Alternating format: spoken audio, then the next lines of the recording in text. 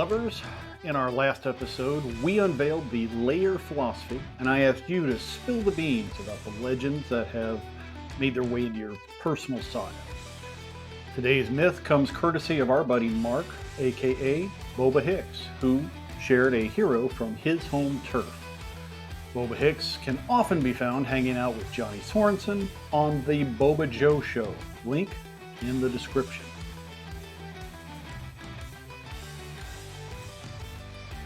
To be honest with you, it's not something I would think about on a daily basis, even though it was the first thing that sprang to mind when I watched Largo's recent video on what the LAIR is all about. So I just thought that it would be an interesting character to kind of dissect and look into, especially with Largo and Brasselina on the case. I'm sure they can make something meaty out of the topic.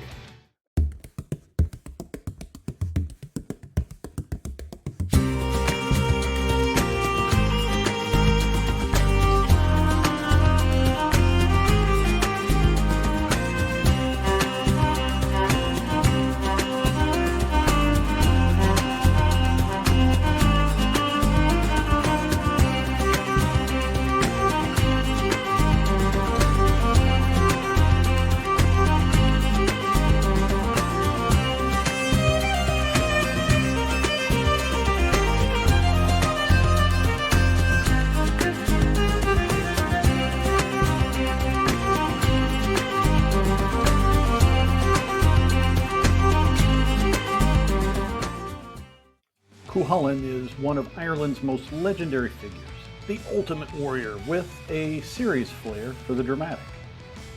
Think Achilles meets the Hulk, but with a dash of Irish charm and a tragic twist. But here's the thing, we're not just telling his story, we're putting the LAIR philosophy to work. Learn, analyze, investigate, rewrite. So, if you're ready to dive into some battles, berserker rages, and life lessons, let's lairify the Hound of Ulster. Learn. Immerse yourself in the story. Irish mythology is divided into 4 cycles: mythological, Ulster, Fenian, and the King cycle. The legend of Cú Chulainn comes from the Ulster Cycle. These stories are set in and around the reign of King Conor mac Nessa, who rules the Ulster, or the land of Ulster. So, here is a brief overview of the remarkable story of one of Ireland's greatest heroes. Cú Chulainn's story centers around the Kingdom of Ulster. Numerous variations exist regarding the legend of Cú Chulainn's birth, yet they all share some fundamental elements. Initially, he was known as Setanta.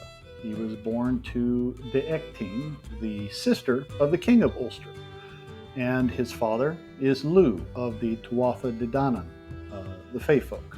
He was the god of light. This makes Setanta a demigod.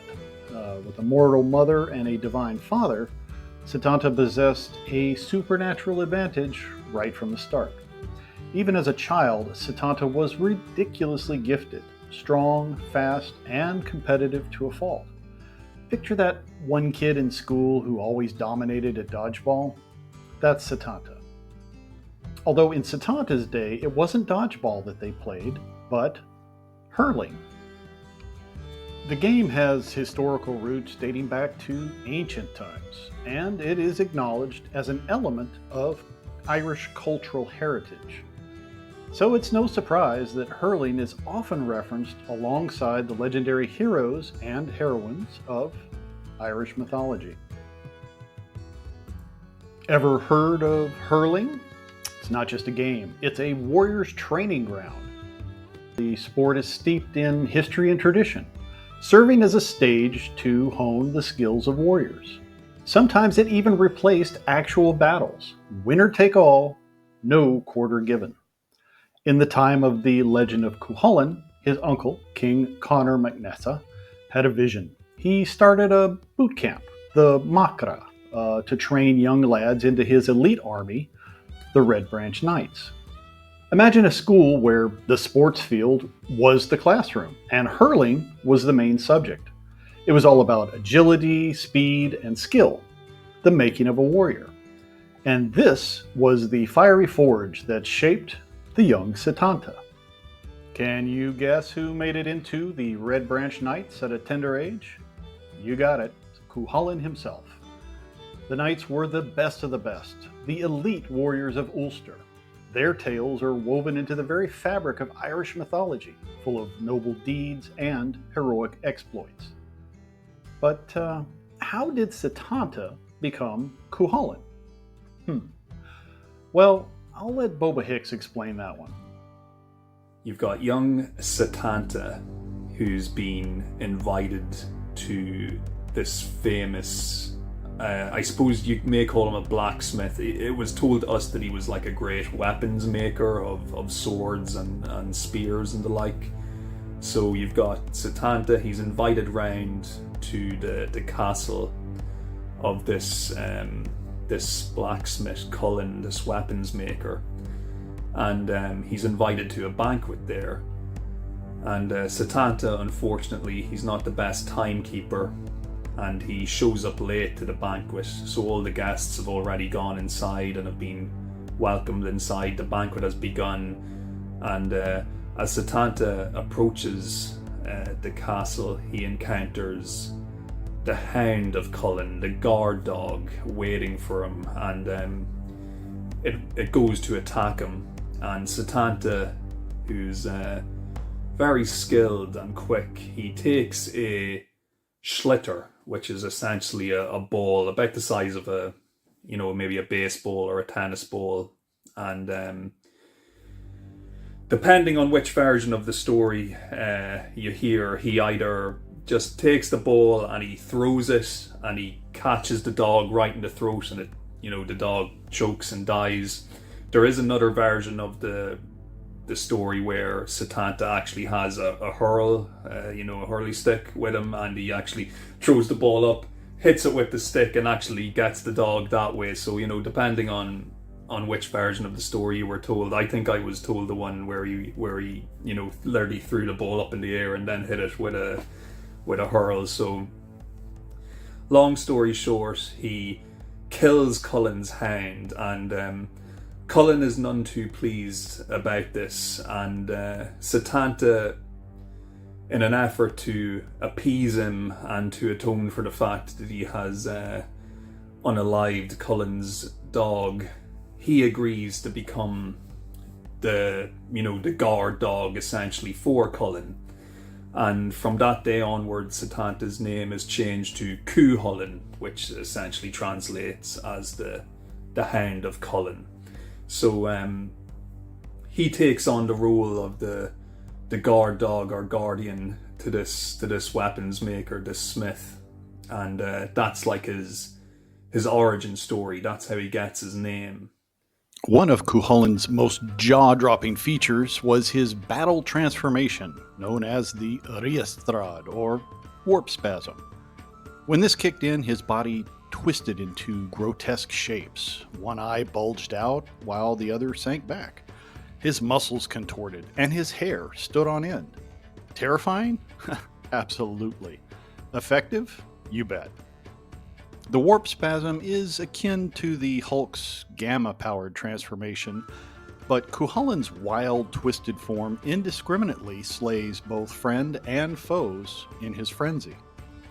This curse and blessing in one makes Cuchulainn stand out from other mythic heroes because he is so obviously flawed. The warp spasm is a supernatural rage rather than the mortal bloodlust often seen in the heat of battle.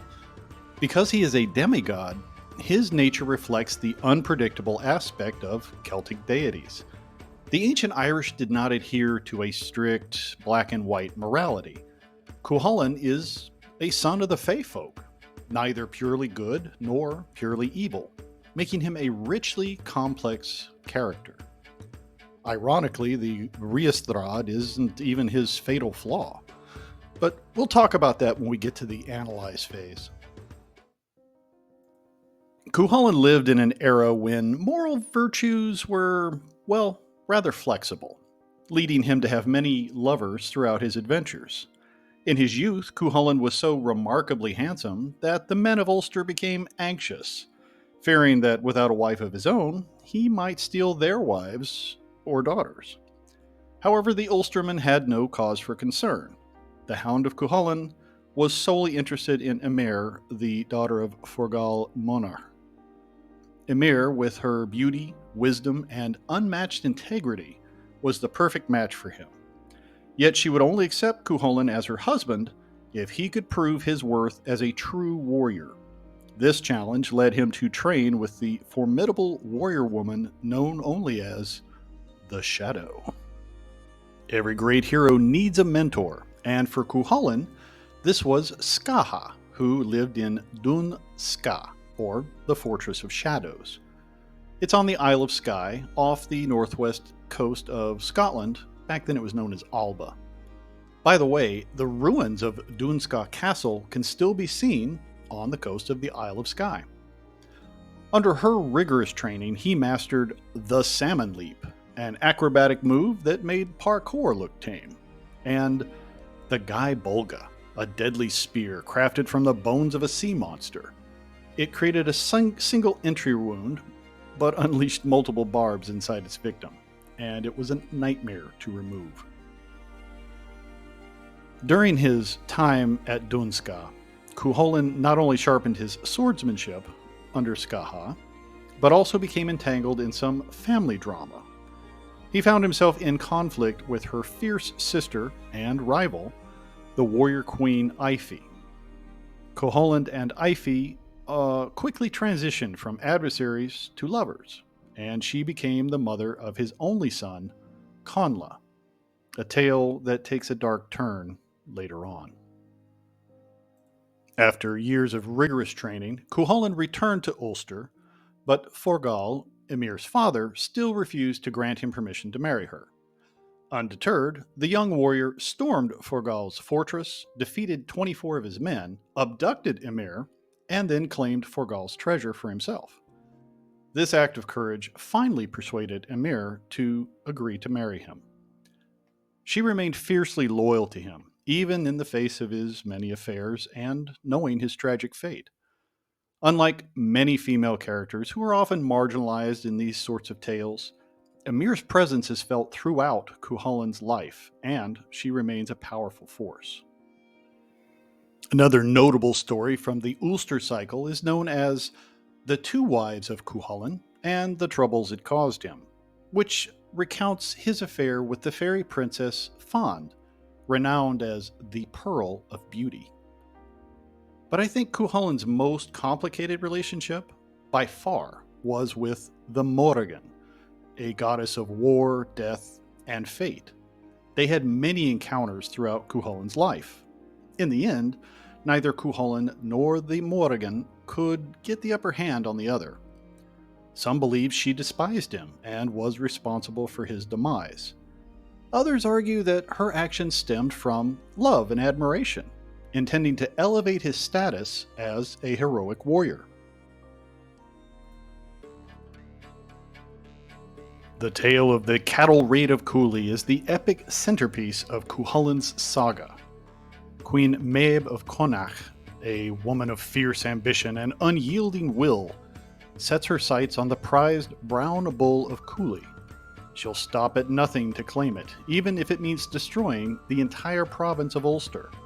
But fate, it seems, has other plans.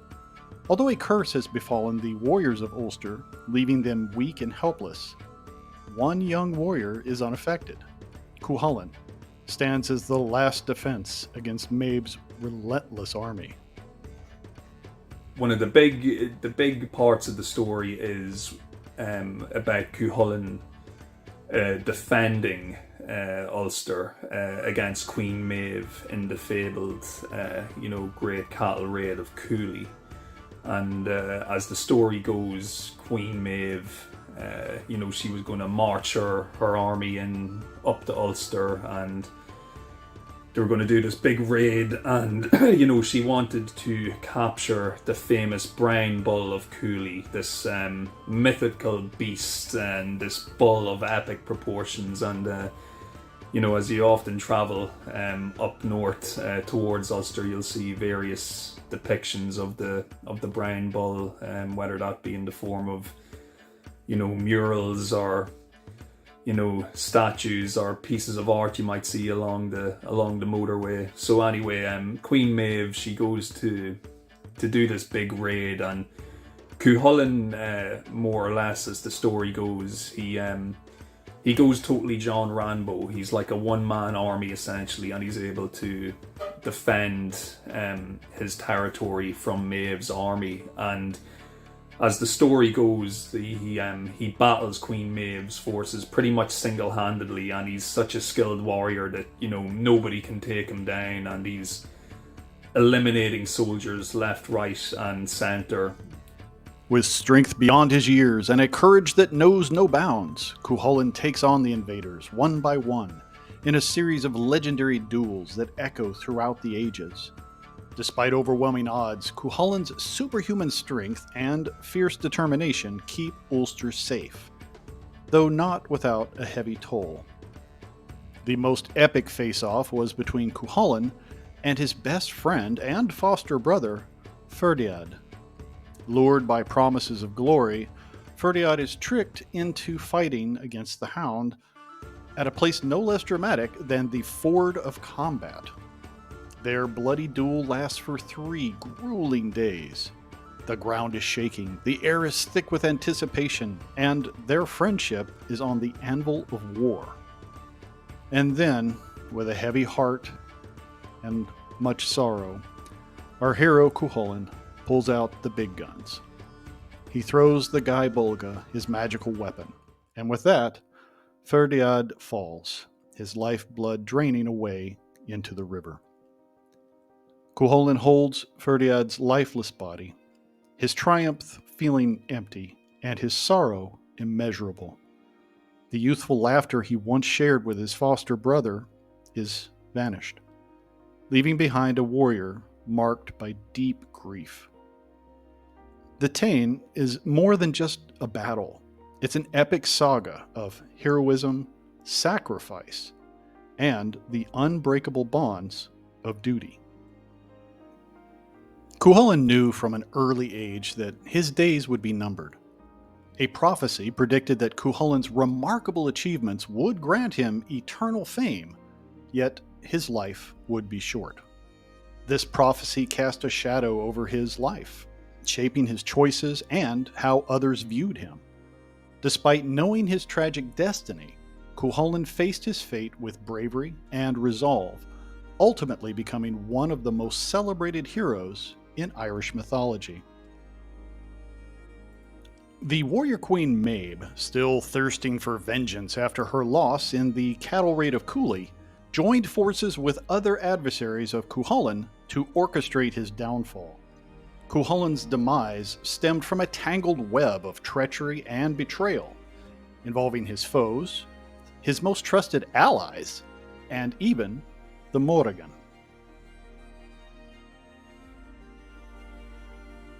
A gace is a taboo, a form of magical compulsion, curse, or obligation in Irish mythology. Those under a gace are required to follow certain conditions or risk suffering a penalty bestowed by fate. If you have more than one such gace placed upon you, and they come into conflict, well, you're screwed. Cú Chulainn had numerous gace, including that he must never eat the meat of a hound, his namesake, nor refuse the hospitality of food offered him by a woman. These gace came into conflict when his enemies conspire to have an old woman, who is actually the Morrigan in disguise, offer him dog meat. This forces him to break one of his taboos or the other. This action ultimately leads to his loss of strength and sets the stage for his tragic end. Cú Chulainn's story ends in tragedy. Betrayed, outnumbered, and mortally wounded, he ties himself to a stone so he can die standing up with his sword in hand, facing his enemies. His death is one of the most poignant episodes in Irish mythology, marked by the inescapable weight of fate. Such was the fear of Cuchulainn that it took 3 days before anyone dared to approach his body. Finally, the Morrigan took the form of a raven and perched on his shoulder. This act signaled the end of Cuchulainn's life, marking the tragic consequences of pride and the relentless pursuit of honor. Thus ends the life of one of Ireland's greatest heroes, a tale of courage, tragedy, and the unyielding spirit of a warrior bound by fate. Next, we will go into the analyze phase. Why does Cuchulainn matter? Well, a lot of reasons, actually. Let's get into it. Analyze, dissect the meaning beneath the surface. The gears in my head are turning, my circuits are sparking with excitement. Cuchulainn is a cultural icon whose story has resonated for centuries. In our initial analysis, we identified 3 key points. He's a symbol of courage and loyalty. His unwavering defense of Ulster embodies the ideals of bravery and sacrifice. He's also a reflection of chaos. The ríastrad shows that even heroes have a dark, chaotic side. Cuchulainn's rage makes him powerful, but it also isolates him, a warning about the dangers of unchecked emotion. He's also a national hero.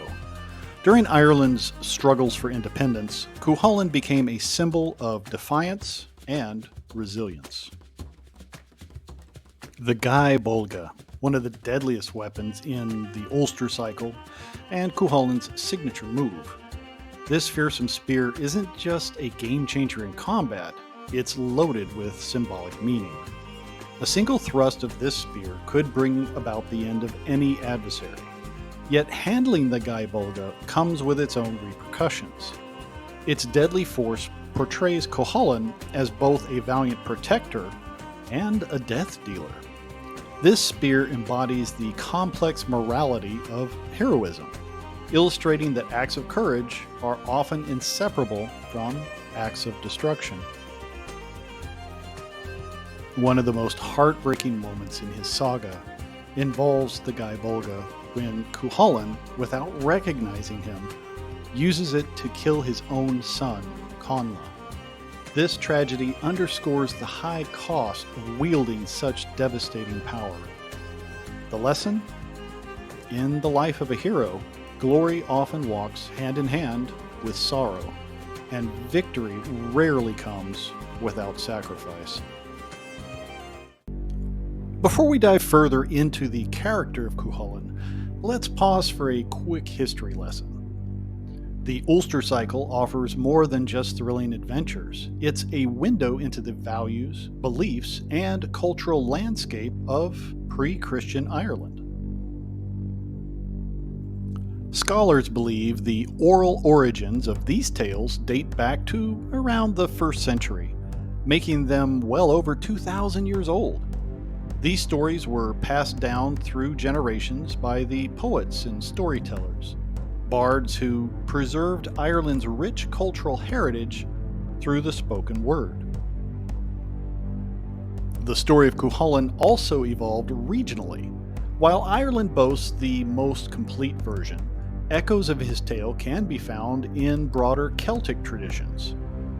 These regional variations often highlight different aspects of his character. In the Irish tales, they focus heavily on his role as a defender of Ulster and his tragic demise, while the larger Celtic connections emphasize themes of duality, self-sacrifice, and the balance between light and dark. This shows how myths adapt and thrive, weaving their way across cultures. But what happens when ancient mythology meets a new religion? A bit of tension, a touch of adaptation, and sometimes a remarkable tale of endurance. The relationship between the Ulster Cycle and St. Patrick's introduction of Christianity to Ireland adds an intriguing layer to the preservation and adaptation of Irish mythology.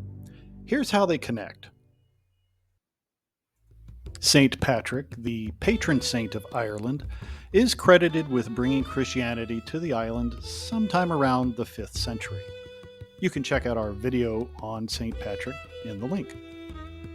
By converting Irish kings and nobles, Patrick played a key role in shifting Ireland from its pre-Christian Druidic traditions to a predominantly Christian society over the next few centuries. This religious transition didn't just change spiritual practices, it had a profound impact on cultural narratives as well.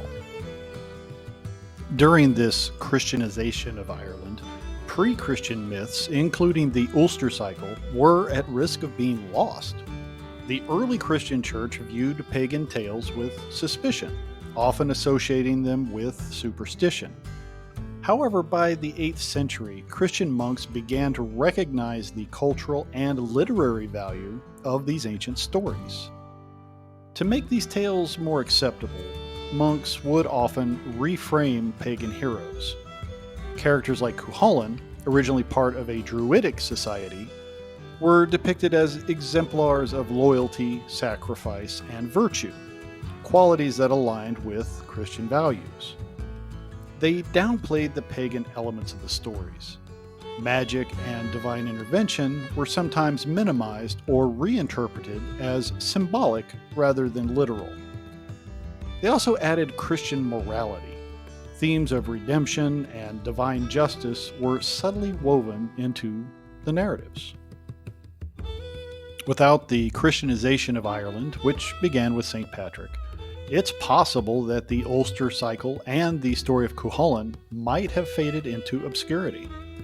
By adapting these stories to fit Christian perspectives, monks ensured their survival, allowing them to continue inspiring readers and storytellers today. This blending of pagan heroism and moral Christian value created a unique cultural legacy.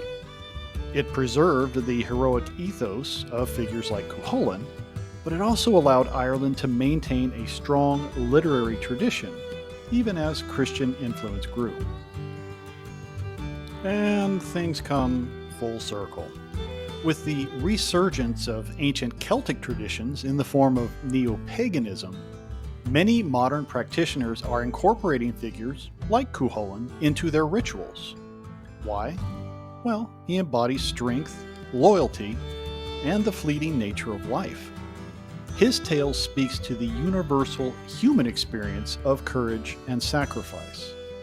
Whether through storytelling circles or symbolic rituals, Cuchulainn's narrative finds new life in these modern interpretations. Despite being centuries old, Cuchulainn's story has weathered religious shifts, cultural upheavals, and countless retellings. From the dusty manuscripts of Christian monks to the lads down at the pub, his tale endures, proof that great stories truly never die.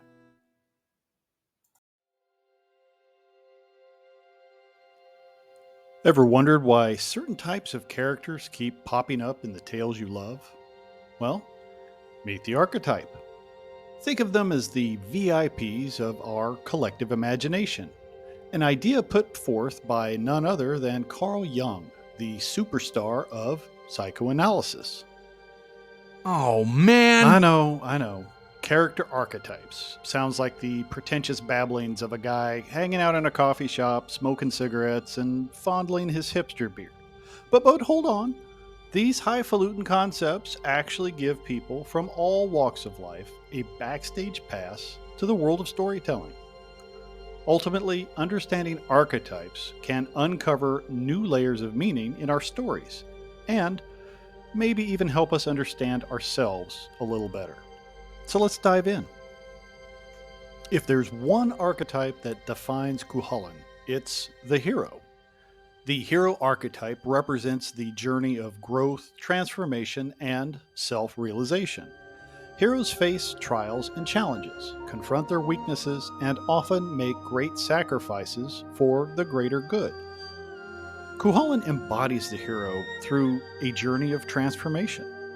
His evolution from the gifted boy Setanta to the legendary defender of Ulster symbolizes the hero's transformation through trials.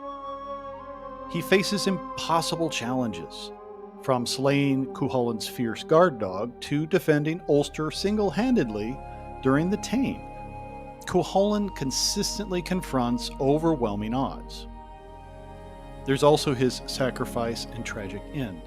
His final stand, mortally wounded and tied to a stone, facing his enemies, epitomizes the hero's willingness to sacrifice everything for a higher cause.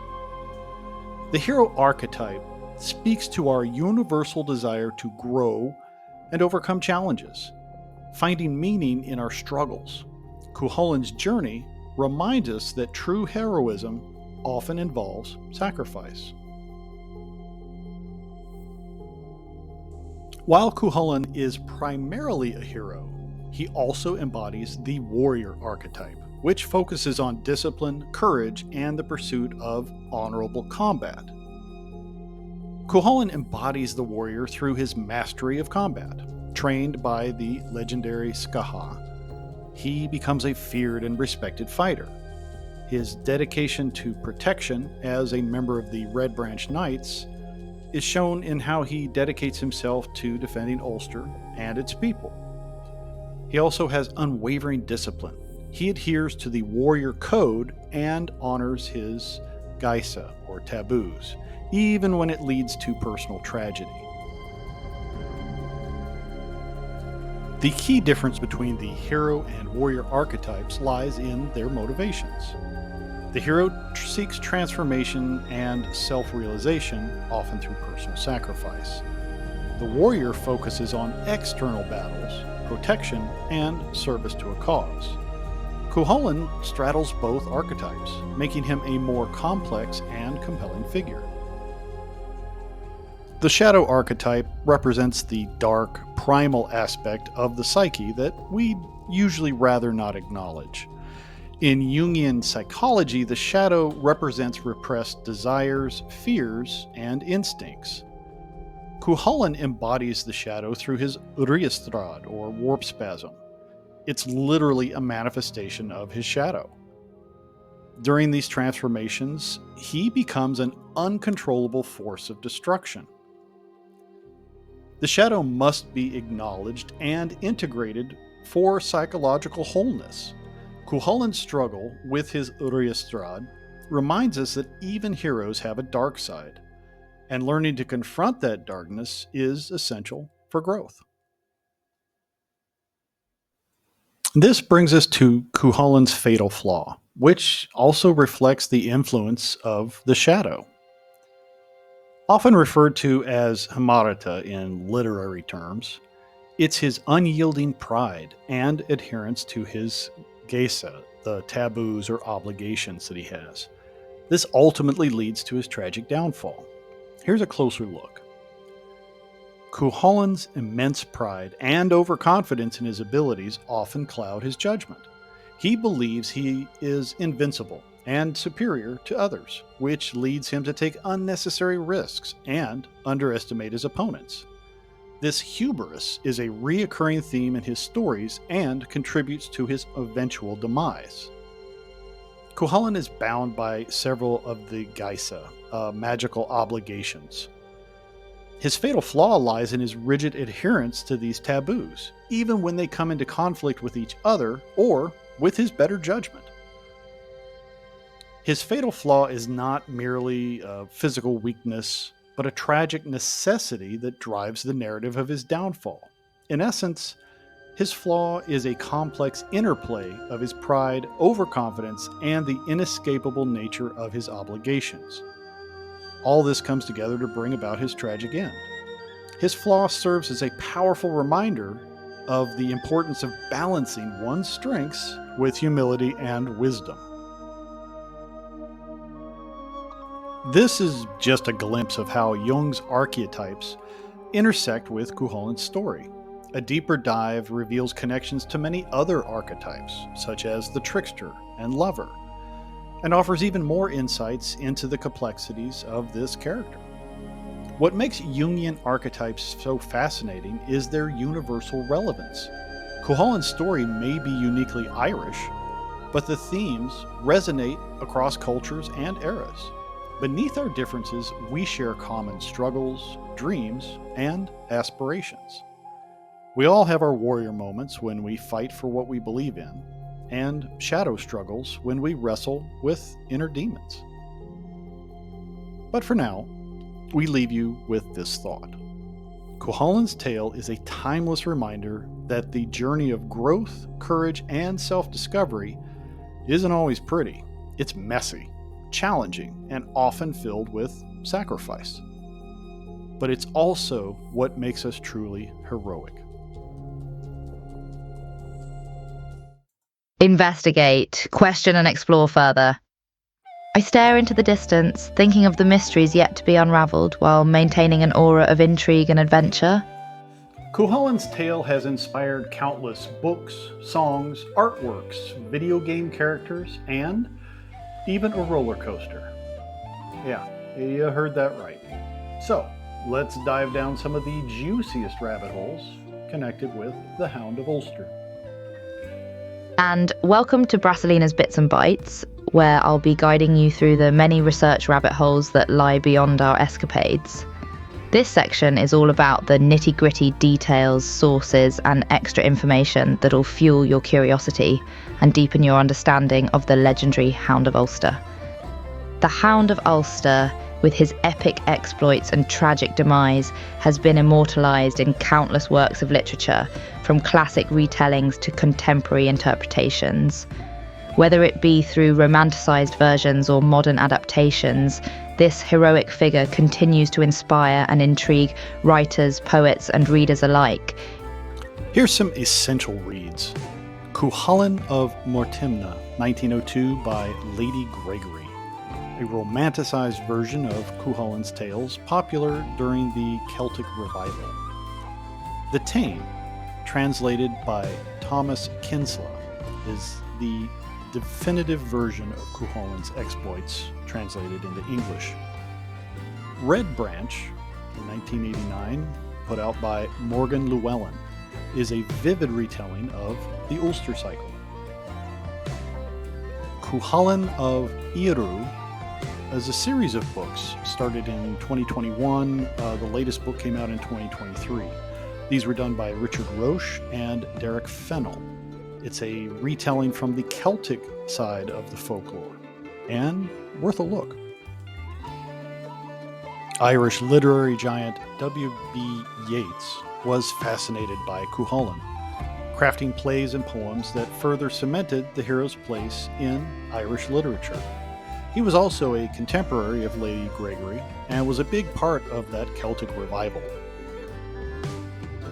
The iconic image of the Hound of Ulster has been depicted in countless art forms, from intricate knotwork to towering sculptures and breathtaking murals, ensuring his legendary status as a symbol of Irish culture. Irish art is seen in the Celtic knotwork of things like the hound, which is a common motif that represents Cú Chulainn. Modern paintings such as the Hound of Ulster by renowned artist B. Mullen is a great example. Monuments like the statue of the dying Cú Chulainn by Oliver Shepherd. It stands in the General Post Office in Dublin. And the mosaic by Desmond Kenny that was made in 1974. It represents almost all of the Ulster Cycle, specifically the Táin. The tales of Cú Chulainn's heroic deeds and fierce personality have echoed through the ages, inspiring countless musicians across diverse genres. From traditional ballads that sing of his bravery to modern Celtic rock and metal anthems that capture his indomitable spirit, Cú Chulainn's name and exploits continue to reverberate in the music of Irish artists. Musical highlights include Cú Chulainn's Lament by Horselips from their album The Táin in 1973. It's a Celtic rock classic. Blood of Cú Chulainn by Jeff Dana from the Boondock Saints 2 soundtrack in 2010. is a cinematic piece that captures the warrior spirit. A more modern take is The Tale of Cuchulainn by Miracle of Sound. Their folk metal meets myth, and it's a really hard-hitting anthem.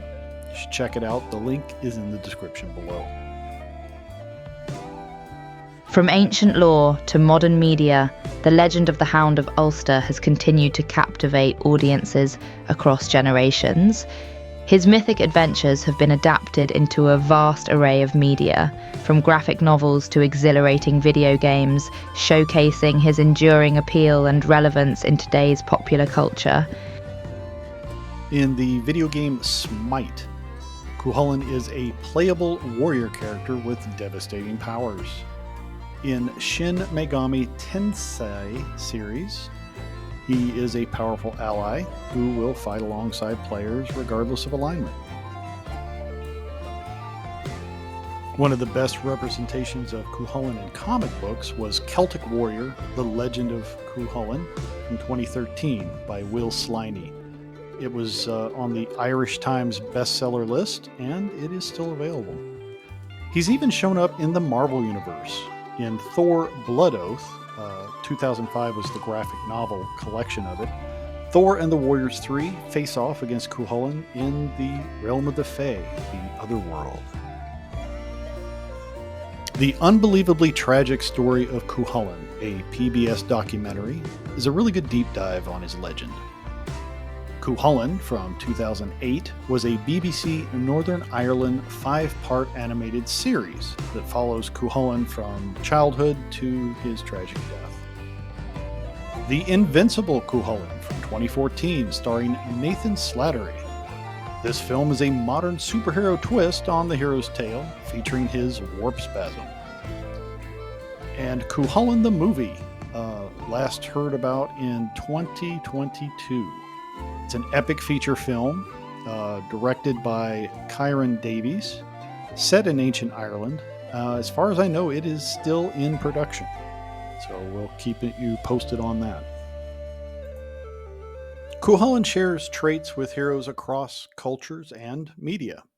In mythology and folklore, he most closely resembles Achilles from Greek mythology, Beowulf from Anglo-Saxon mythology, and Sigurd, or Siegfried, from Norse mythology or Germanic.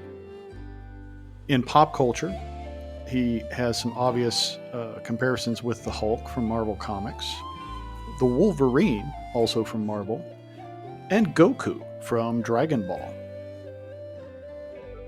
Some of the more unusual connections to Cuchulainn include some landmarks, such as the Standing Stone in County Louth, linked with Cuchulainn's death, and yes, the Cuchulainn roller coaster, a wooden roller coaster named after him at Emerald Park in County Meath. As you can see, the legend of Cuchulainn refuses to stay confined to ancient myth. His tale continues to inspire literature, music, art, and pop culture, proving that great stories truly stand the test of time. Which rabbit hole caught your curiosity the most? Let me know in the comments. And let's keep exploring the endless legacy of this iconic hero. Rewrite, integrate the lessons into your own life. Pensive yet hopeful, envisioning a future where ancient wisdom can shape a better tomorrow. The legend of Cuchulainn offers valuable insights and life lessons that resonate even in our modern times. Here are some key takeaways from his story. Number 1. Channel your passion. Like Cuchulainn's ríastrad, passion is powerful, but only when directed wisely. 2. Honor your commitments. His vow to guard Cullen's household and all of Ulster shows the importance of integrity. 2. 3. Seek mentorship. Just as Skaha guided Cuchulainn, find mentors who can help you unlock your potential. And 4. Face challenges with courage. Whether defending Ulster or tackling your personal battles, courage is all about standing firm, even when the odds are against you. So these are the life lessons that I gleaned from looking at the life and times of Cú Chulainn, and this is what I will try to rewrite in my own life. But you need to see what you find in the legend of Cú Chulainn. Maybe you come up with the same things I did. Maybe you'll see things I didn't. Let me know in the comments what you find.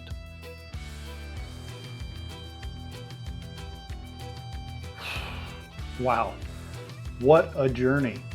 The legend of Cú Chulainn is packed with life lessons, courage, honor, perseverance, and even some hard truths about sacrifice. By looking at his tale through the LAIR Philosophy, we get powerful insights into both ancient heroism and our own modern lives. A big thanks to our buddy Boba Hicks for pointing out this epic myth. So, what part of Cú Chulainn's story hit home for you? Did his loyalty to his homeland strike a chord? Or maybe his wild warp spasm made you think about confronting your own shadow moments? Let me know in the comments. I seriously cannot wait to hear how you're navigating your own hero's journey.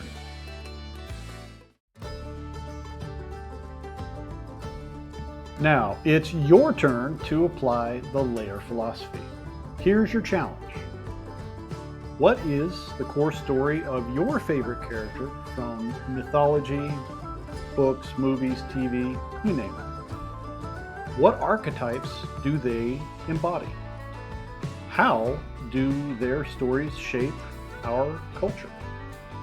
And finally, what lessons can you apply to your own life from what you learn about this character? Drop your insights into the comments or tag me on my Ko-fi page. You can find the link in the description. Supporting the blog over there and the channel over here at our Ko-fi helps us to keep this adventure going. Until next time, LAIR lovers, keep exploring, keep questioning, let your curiosity run wild. And, as always, welcome to the LAIR. We'll see you soon.